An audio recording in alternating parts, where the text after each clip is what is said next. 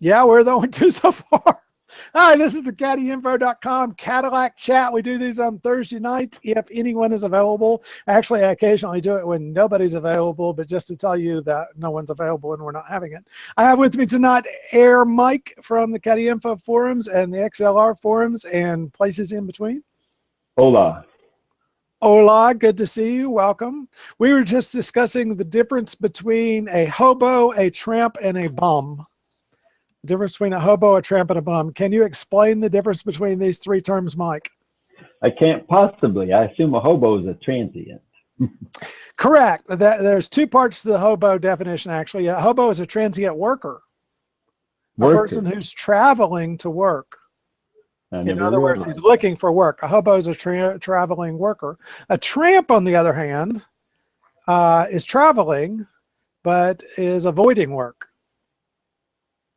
Oh, trying not to work. I've met tramps then. Yes. So a tramp steamer would be where you want to ride on the ship, but you don't want to work your way across, right? A hobo steamer, which you never hear of, is where people just take a job on the steamer, because that's called just taking a job on the steamer. And where they're going, So a hobo is a transient looking for work. A tramp is a transient not looking for work. And then a bum. Can you guess what a bum is? Me? A bum is someone who's not traveling or looking for work. Or going to work. Who's just relaxing. Doing none of the above. So General Motors announced this week that Spring Hill, of course, recently gained the XT5 contract, and so that's where the new XT5s are going to be made. But they're also going to get the V8 production, so they're going to start making 6.4 liter V8s as used in the trucks. So like the Escalade and the Escalade ESV, the engines for those will be made at Spring Hill, Tennessee. So that's exciting. American, and maybe they'll ship from there to Arlington, where the trucks are made. One would assume. Trucks are made in Arlington. Huh? Trucks are made at the big truck factory in Arlington. They used to be made in 3 different factories, one in Silao, Mexico, and the other one in another little town in Mexico, I think, and then in Arlington. And now they've kind of pulled back production to just Arlington. But yeah, if you buy a Escalade, it comes from Arlington, Texas. All the Escalades are Texas trucks. That's why they're tough, big, fun trucks. Texas tough. Texas luxury trucks made in Arlington, Texas. And so go get your Escalade. And I love the Escalades. It's bigger than, you know, I like a small car, and the Escalade is not. But they're wonderfully isolated, and the luxury, and you sit up high, and you can see well in traffic. And I really enjoyed the Escalade when I took one for a test drive.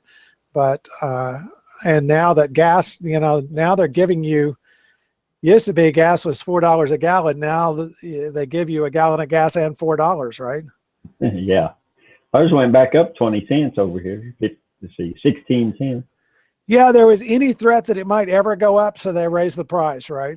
Which is what the stations will do. If there's any reason at all, they will raise the price. But I think gas is going to stay low for the foreseeable future.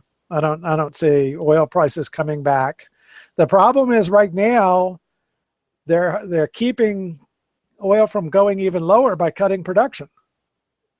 So if you have to cut production to keep oil at $40 a barrel or whatever it is, it's going to be there an extended period, right?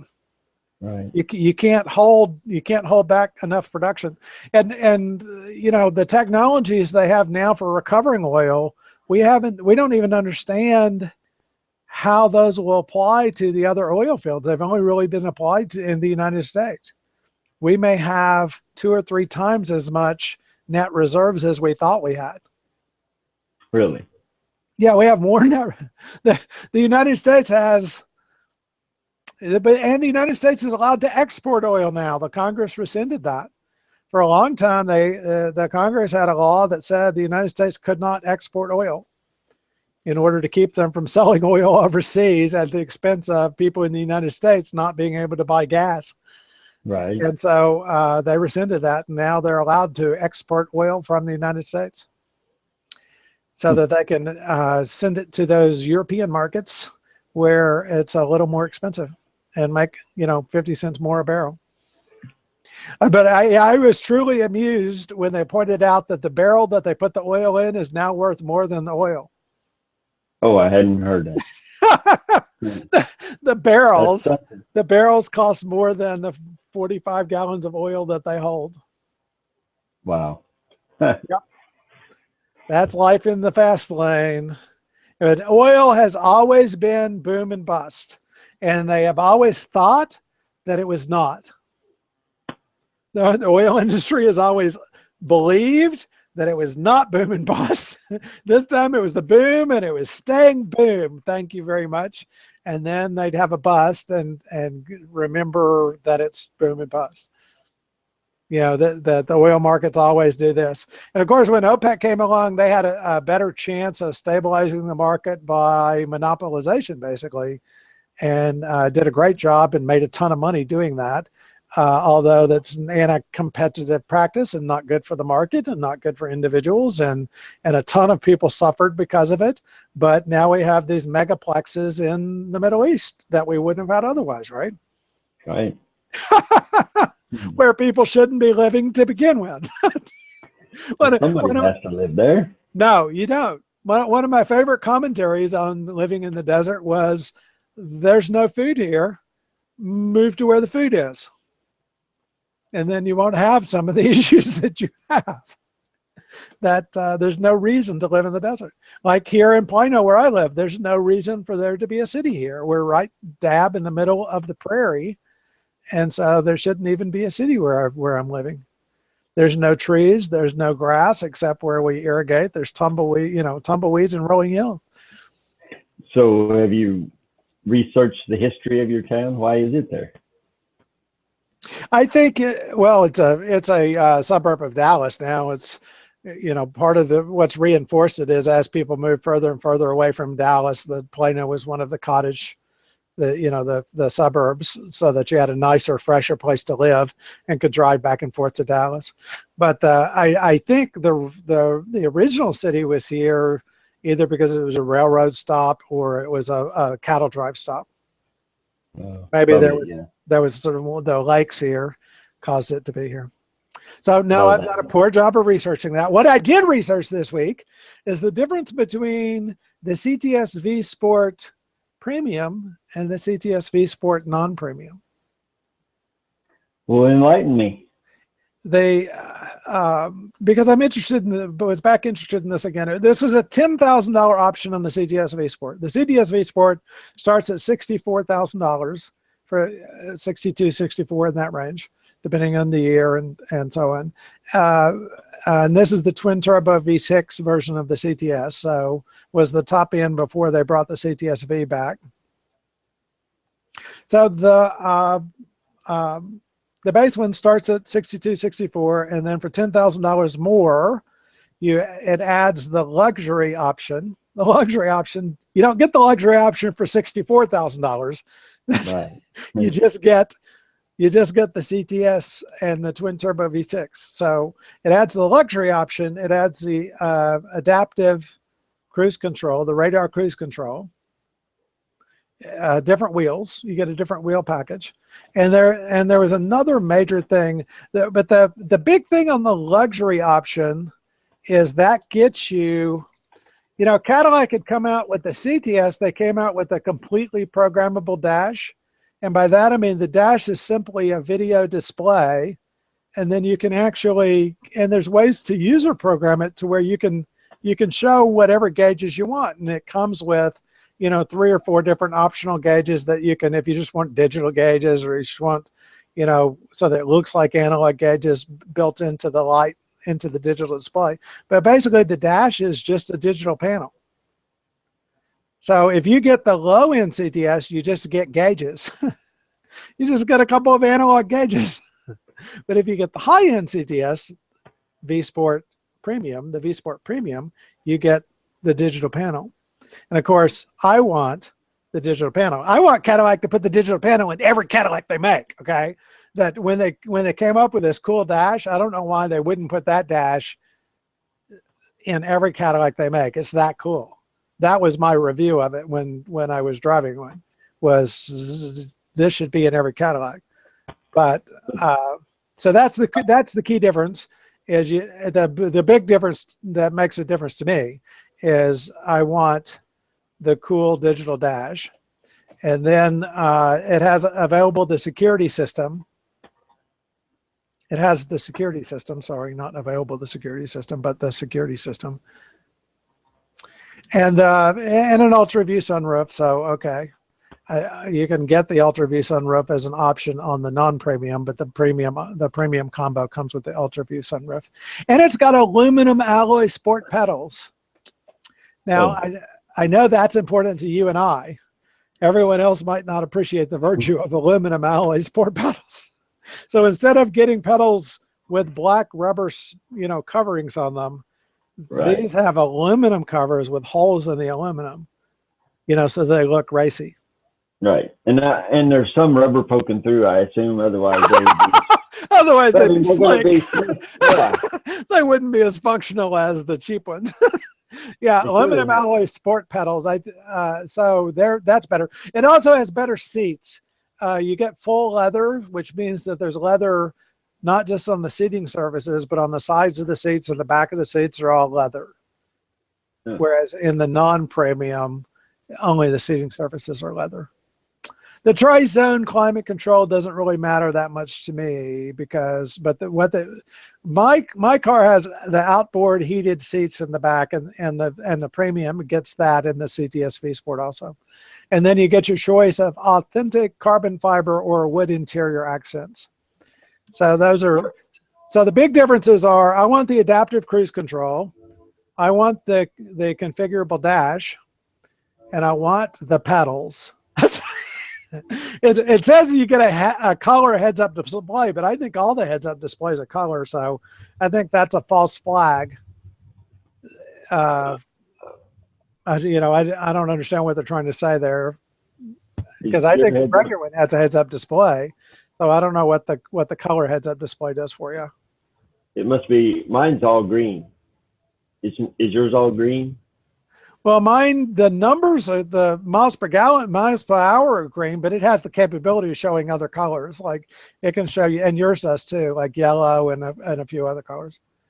It doesn't always choose to do so, but it's capable of showing multiple colors. And of course they both have the 8-speed automatic. They both have the magnetic ride. They both have electronic limited slip differential and the ZF premium steering and parking assist. And so on, surround vision, the wireless charging. You like called a panoramic roof, is that right? Sunroof. Ultra view. What the Ultra view roof means is instead of just being a rectangular sunroof right over your head, it's like a 2-panel sunroof. Right. So it's twice as much glass. Have you been in those? You like it? Yes. I'm not a big fan just because it's heavier. If I like sunroofs, but my thinking is now that I have the convertible, I don't, the sunroof is to make up for not having a convertible in my mind. So if I want to drive around with the top down, I'll take the convertible that day. And if I'm going to keep the top up because it's too damn cold outside, I'm taking the other one. And I don't need it to have a sunroof. Right. So if I had to compromise and have one car and it couldn't be a convertible, then I would want the Ultra View sunroof. Because then you can open the whole thing and it's more open. Obviously some people like it. I'm not a fan of it. I didn't really care for it. I drove a CTSV. I guess that's the same roof that it had. Yeah. Well, I don't know unless you've driven one of the new CTSVs, but yeah, it would be similar. But one like Jim's, that body. Yeah. So I am still of a mind that I must have the premium version of the V Sport, even though even on the used market it's a bit more expensive. Originally new, it was $10,000 more. On the used market, it's a bit more. So I apologize because I said 64, but the V Sport's actually 60,950. The V Sport Premium 70,950. So, and the premium rear wheel drive, and then with delivery charges, it'd be 71.5. So there you go. I think I will be, when I get around to shopping, that's what I will shop for, is a V Sport Premium in the used variety, because now there are used ones available. And you're talking about a CTS V Sport? A CTS V Sport, yeah. That's the one you're in. You can also get an XTS V Sport, which is an all-wheel drive on the front-wheel drive platform, but has the same twin-turbo V6, slightly detuned. But the CTS V Sport is the one that I have my eyes on. I saw an ATS-V at the airport, and I love it. I love the look of it. It's the right size. I love the car. But what that would mean is waiting 2 more years. And that's a choice. ATS V Sport's not available yet? No. But no. There's ATS V. There is an ATS V, which just came out. And they start at 64 and then go up from there.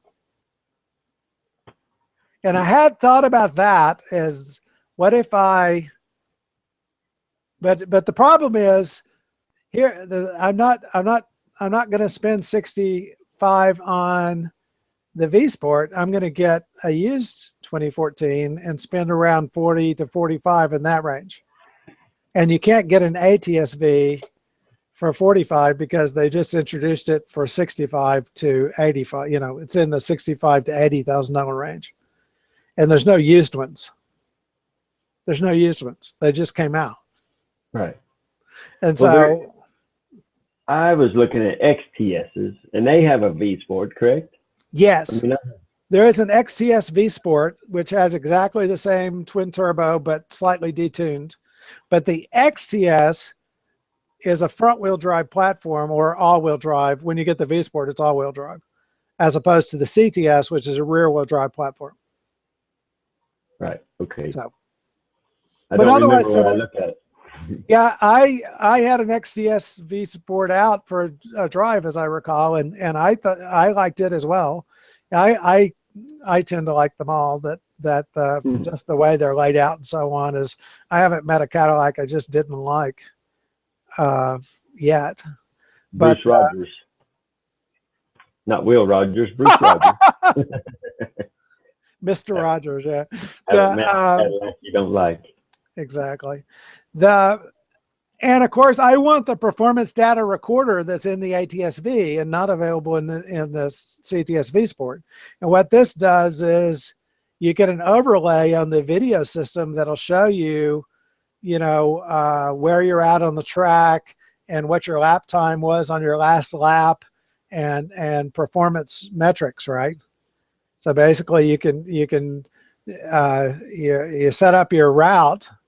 You set it up for the track that you're at, and then you can run a lap, and it'll show you what your G's through every corner were, and what your time around the track per lap was, and so on. Performance data recorder. Yeah. So, but that's an option on top of the $63,000 car. That's why I say it gets up to around $80,000 by the time you build everything out. Is all that available in all the V Sports? Just no, only the ATS-V and the CTS-V. Oh. So the CTS-V and the ATS-V have the performance data recorder available to them. And so, but as I say, I am not shopping an ATS-V for a few years until they come down a bit. They started right at 60,000, Cadillac says, at 61 by the time you get it delivered. And there's no special trims. There's just options. So, if you want it red, then it's $1,000 extra. If you want the luxury package, which I'd have to have the luxury package, right? Because again, that's going to give me the cool dash and the That's going to give you Q and nav and so on. So it make it to get, Cadillac features.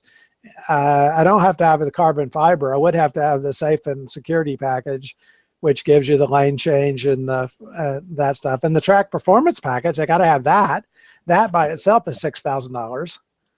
And so by the time you get the things that you would need, the things that I would need,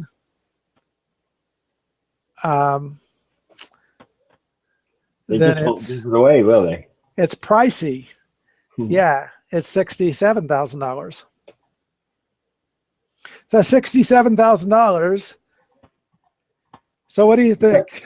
Would you rather pay $44,000 for a twin turbo CTS with all the cool features, or $67,000 for an ATS-V with the same twin turbo V6, only heated, more pressure, more pressure? Me, I would go for the V Sport. Yeah, that's my conclusion. My conclusion is the car of the moment is the V Sport. It's already discounted by half from its original price. With you can find them with 10 or 15,000 miles on them for in the 40s, and that was originally a $70,000 car. And so it'd be even better if you could find them in the 30s. But the V Sport seems like the pick of the litter right now. Somebody's going to have one that's a rebuilder one of these days, Yes. Now the other choice would be just keep my car going for 2 more years until I get until the ATS-Vs are available, until they're used ATS-Vs, till Crest gets their first used ATS-V, and then go talk them out of it. Yes. What color will it be? Random. It's silver. It'll be silver. I've had too many silver cars. Right. It'll be silver.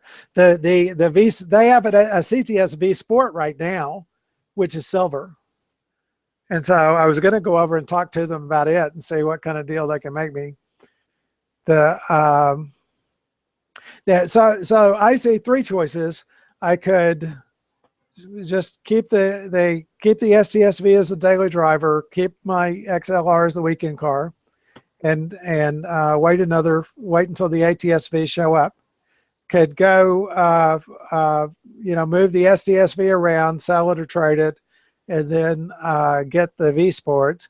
But it'd have to sit out in the driveway, be the new car, but sit in the driveway because it can't push the XLR out of the garage. And my wife's not giving up her spot in the garage. I'm not even starting that discussion. What's going to happen is you're going to have to move to Kansas and get room and have a big big garage and get a 9-car garage and live next to Air Mike, and we can stay in and watch TV when it snows. Yes. It doesn't snow here very much, Oh, well, there you go. Just the tornadoes. We do have them on occasion, but none have really ever hit my town. They hit the town I used to live in. Yes. That's 10 miles away. That didn't hurt me. and I hope that continues to be the case, that we are not taunting the wind. Thank you very much. Yes.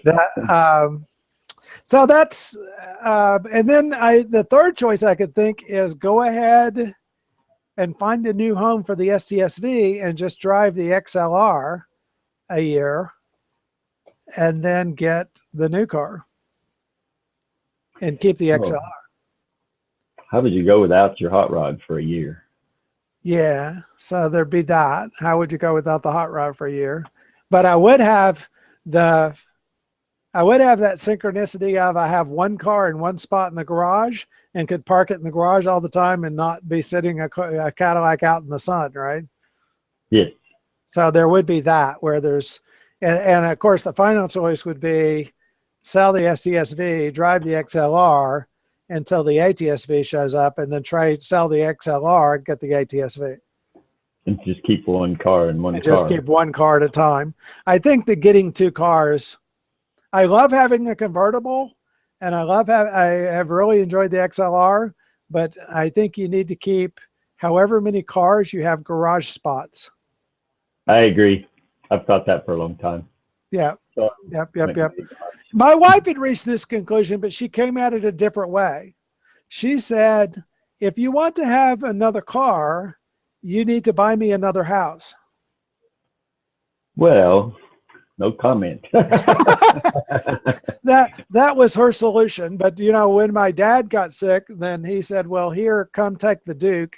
And so it kind of slid in under the rules. Oh, And yeah. then when I replaced the Duke with the XLR under the same exemption. Hey, So this was my dad's car. look where you'll be. You'll be, once you downsize back to 2 cars, then you're stuck with that. Yes. Oh, okay. You're saying keep the exemption because what if you need it? Yeah.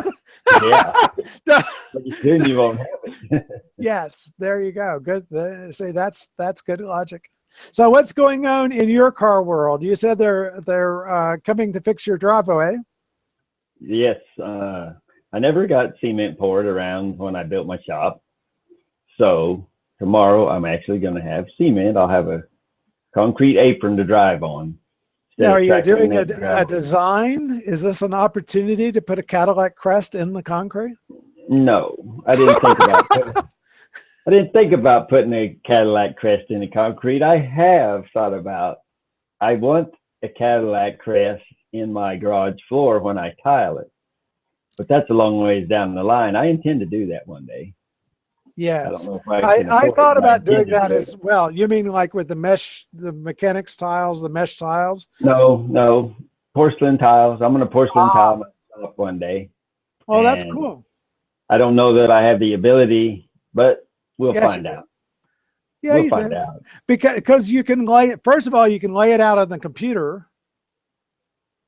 When I was looking at doing my garage, that's what I did first is you can get programs which let you design the pattern on the computer. And then you get it straight in your mind and it will tell you how many of this color, how many of the, it'll tell you your provisioning of tiles, right? Oh, okay. And then it's paint by number. Then it's paint by number. You know what tile goes where. Yeah, if I can cut them in the right shape and size. Well, that would be yeah. I don't know what you do there. Oh, I'll be because you're actually going to make so you need the tiles to be as small as possible to help you with making the pattern, right? Well, I plan on my attempt is to take square tiles and grind them and cut them into whatever shape is needed. Yeah, but Cadillac emblem would be 100 different cuts. Yes. Yeah. It'll be a bunch. Do the new one or the old one with the marionettes? I don't know which one's which. I'm going to do the one that's well, the new Superman one would be simpler, but the older one that has the crest and has the ducks across the crest, that has the wreath and then has the ducks across the crest would be harder. I never thought contemplated this before, but maybe I should just do the V emblem. That would be bad. That would be easier and simpler, and it would look fabulous. And it would look fabulous. The other thing I would be tempted to do would be to tile around a circle in the middle and then get the emblem separate. In other words, you see what I mean? Have the emblem done as an emblem, right? And then tile around it. How I would put it in the floor and have it. It's a working shop, I'm going to work in there and do stuff. Well, yeah, you trip people. You're right. So stay with your plan. Don't send me a lawsuit, okay? I think that V emblem, whatever you call it, that might be an idea. That'd be a lot simpler than the Cadillac, any Cadillac crest. Yeah, I think the Cadillac racing emblem is either the V emblem or the Cadillac racing emblem, as I like to say, which is, I don't think I have a copy of, I don't have something with it sitting right here, but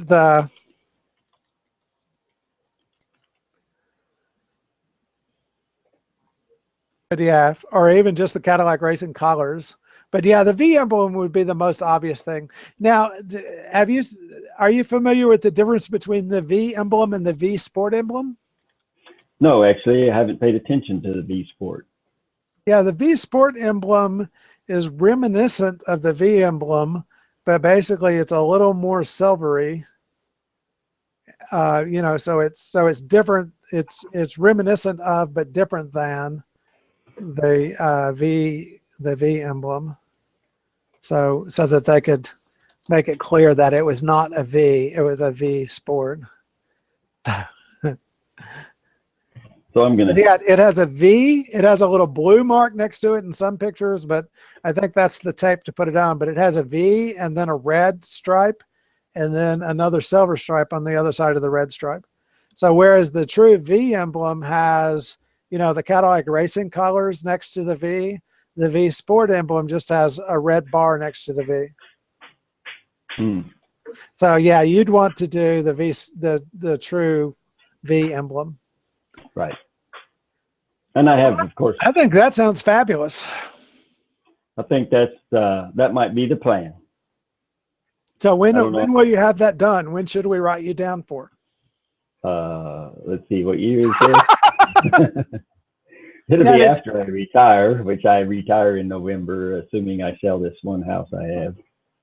Oh, are you? Well, I hope that goes great for you. I'm hoping for it. You seem like a young fella, but okay. Yeah, I'm only 59. Now, are you going to do what our other friends did, is retire and go back to work? No. Or retire and keep working? I'll retire and work in my shop on whatever I want to, I guess. Yeah, that's what I see doing, is I would like to retire and just be retired. Enjoy my cars and enjoy my wife and pet the dogs and just be retired. Yeah, I don't see myself working on vehicles for people. That's not part of the game plan. Yep. Well, that, or, you know, going consulting, which I may end up needing to do that just to keep the. That's what my dad ended up doing, is he retired, I think, 7 times. But what he found is, if you actually retire, you don't have as much money for toys. Right. And so he would retire and then come out of retirement and work in a different, in the same profession, but in a different relationship, and make more money, and then pay for his toys. So that may be the predicament I'm in, is my toy tastes are more expensive than my retirement plan. Yeah, I think that's probably pretty understandable. But yeah, I'm guessing that I'll work another 5 years, possibly 10 years, but I'm guessing I'll work another 5 years. And so if I get this new car now, I could probably stretch it to when I'm going to retire, and then replace it right when I retire, which seems ideal to me, is that way you'd have a new car. Then I can get an ATS-V to replace it. Right. My goal was probably to get a XTS. Hopefully, this is probably after I retire. Yeah. I will be rid of the car payments I have, and I intend to maybe get an XTS and hopefully a V Sport. There's no telling when the time XTS V Sport Platinum. XTS V Sport Platinum. That's the one you want. Premium, right? Platinum.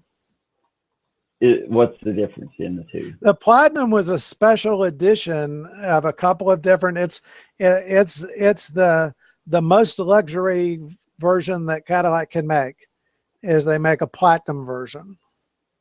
And so the Platinum will be, so if you have luxury and then premium, the Platinum will have all the premium features plus some specific features just to the Platinum.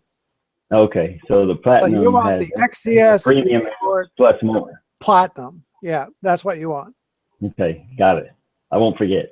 That's your spec. Yeah. And that's easy because you know what's on it. You don't have to worry about, I saw the cars.com ad, but I'm not sure if it has the features I'm looking for or not. They only come one way. So that you get the XTS V Sport Platinum, you're done. You found the right one. Okay. So it simplifies shopping. Yes. Now I'm more educated. Now, harder to find, but you just can't be concerned with that. That makes it more fun to shop. And I'm not in a hurry, so, you know. Yeah, perfect. And they made a few of them. So I don't know any more Cadillac news. I'm really glad to see you again this week. I didn't know if you wanted to talk about your XLRV and how it's coming, or if you wanted to keep that to yourself. No, it's sitting in the garage and it hasn't moved. I Yeah. haven't even taken it to get an estimate, Okay. so it just sits there. It is still awaiting your mourning period to pass. That must be it. To You come back know, around to it. this may sound wrong, but I'm just forgetful. I'm just that forgetful.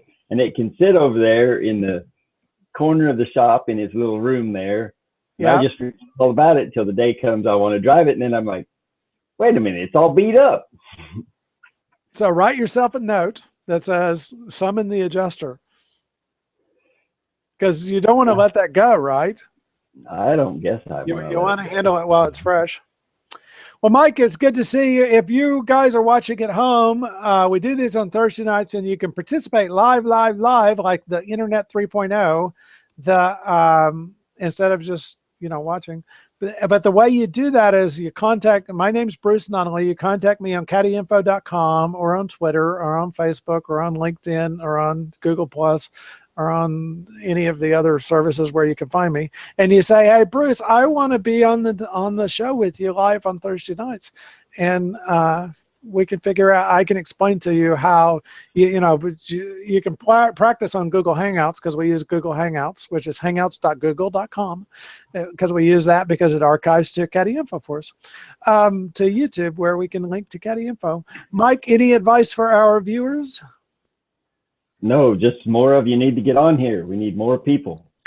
My repetitive statement. More. more, especially because sometimes Mike forgets and sometimes he's late and sometimes I forget. And if you're ever on and you're wondering why it didn't start and I'm not on yet, then text me, because probably I'm wandered around or wandered off. Anyway, thank you for watching. Thank you for watching, Mike. Thank you for being on. All you guys that weren't on tonight, we miss you. Please try and be on next Thursday. Mike, take care. Good to see you. You too, Bruce. All right, hold on.